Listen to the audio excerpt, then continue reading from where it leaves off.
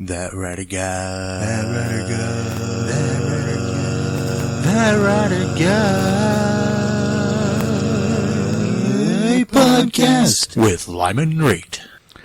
Hello and welcome back to That Rudder Guy Podcast. I am your host, Lyman Rate, and today we are in part 2 of our character building series, and this one is one I am personally passionate about, and that is making your characters as real as you can.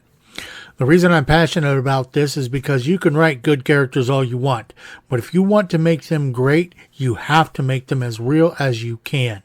I'm going to break this down the best I can, so here we go. When creating characters, there are a lot of things to consider. I mentioned a few of them in the previous episode, which are gender, age, maturity, cognitive ability, reasoning skills, and world skills. Your characters are created from your imagination and your ideas of what the ideal person or thing or creature you want to have be the primary focus on your story. The things that are important of all of those I pointed out about above are the few things that I didn't mention, and one of them is how unique your character can be. Remember I said that your character can be good, but you can make them great? Well, you do that through making them unique and relatable to the reader. And you do that through various different ways. The first way is to have them grow up. A character can grow up, but not just in age. They grow up in experience, knowledge, maturity, abilities, or skills.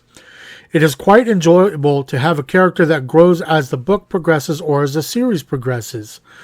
It's a natural expectation that if something happens to someone and they survive it, they should in some form or fashion learn from it.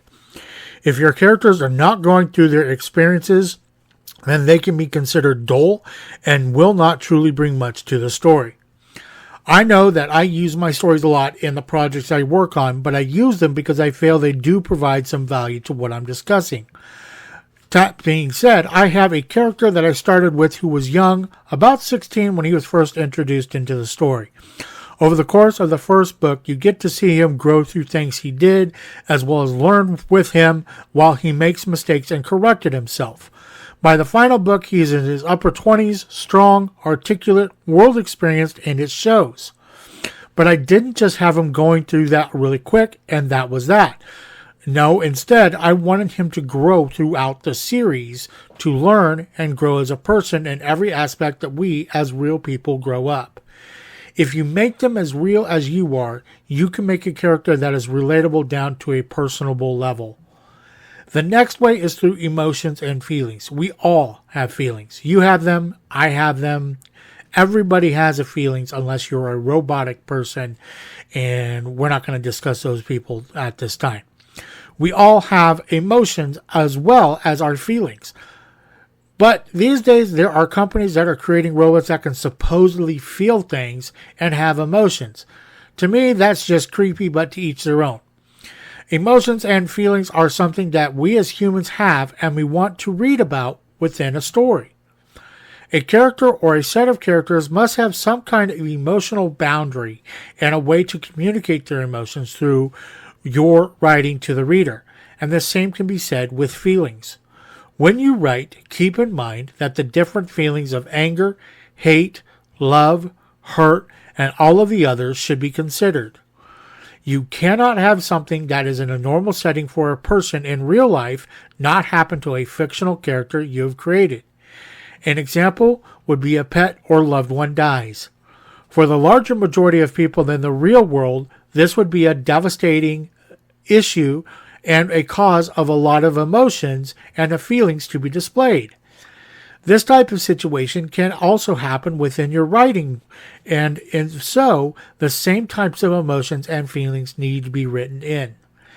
A world without emotions and feelings, as well as full-on character growth as a person or creature, would mean a world that isn't believable.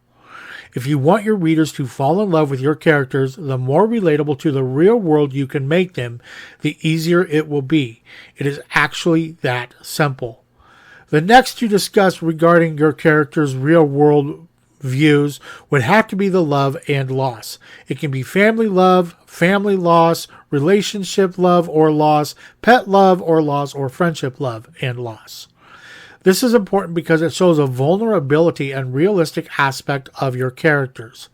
Through love, you can have your character getting feelings of happiness, giddiness, enlightenment, or other varying emotions and feelings.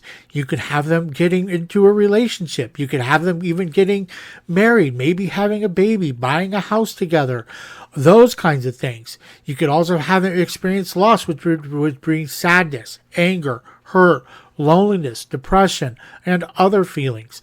You could have them feel at loss. You could have them feel despaired. You could have them wondering why this happened. You could do all kinds of things when it comes to loss, just as much as you can do with love. The key from this particular episode is to remember that your characters should be as real as you can make them.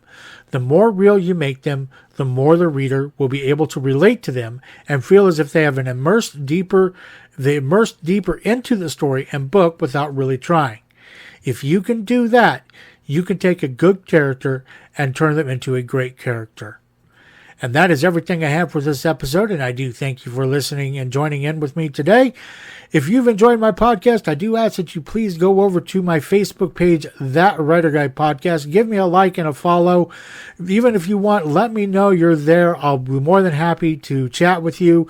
If you think of any episodes or any kind of episode ideas that you think would make good topics for this podcast, don't hesitate to write out there on the page or even shoot me a message, and I will be more than happy to reply to you and get them put in. Other than that, I want to thank you again for joining me here today, and I hope you have a great rest of your week. If there's nothing else, in the meantime, keep the words going, the ideas flowing, and happy writing.